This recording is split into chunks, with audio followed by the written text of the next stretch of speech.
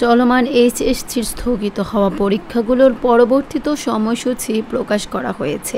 বুধবার ২৩ জুলাই বিকেলে সাধারণ ৯টি শিক্ষা বোর্ডের মোট ৪ দিনের স্থগিত পরীক্ষার এই সূচি প্রকাশ করেছে আন্তঃশিক্ষা বোর্ড সমন্বয়ক কমিটি। বিকেল ৬টার দিকে আন্তঃশিক্ষা বোর্ড পরীক্ষা নিয়ন্ত্রক কমিটির আহ্বায়ক ও ঢাকা বোর্ডের পরীক্ষা নিয়ন্ত্রক অধ্যাপক এস.এম. কামাল উদ্দিন হায়দারের সই করা বিজ্ঞপ্তিতে এই তথ্য জানানো হয়। পরিবর্তিত সূচি অনুযায়ী উত্তরার মাইলস্টোন স্কুল অ্যান্ড কলেজে বিমান দুর্ঘটনাকে কেন্দ্র করে স্থগিত হওয়া ২২ জুলাইয়ের পরীক্ষা ১৭ আগস্ট এবং ২৪ জুলাইয়ের পরীক্ষা ১৯ আগস্ট নেওয়া হবে। এছাড়া বন্যা পরিস্থিতির কারণে গত ১০ জুলাই কুমিল্লা বোর্ডের স্থগিত পরীক্ষাগুলো ১২ আগস্ট নেওয়া হবে।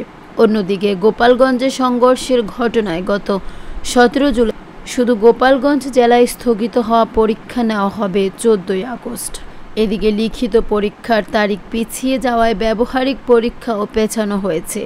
প্রকাশিত সংশোধিত সময়সূচি অনুযায়ী ২১ আগস্ট থেকে ব্যবহারিক পরীক্ষা শুরু হবে, যা চলবে ৩রা সেপ্টেম্বর পর্যন্ত।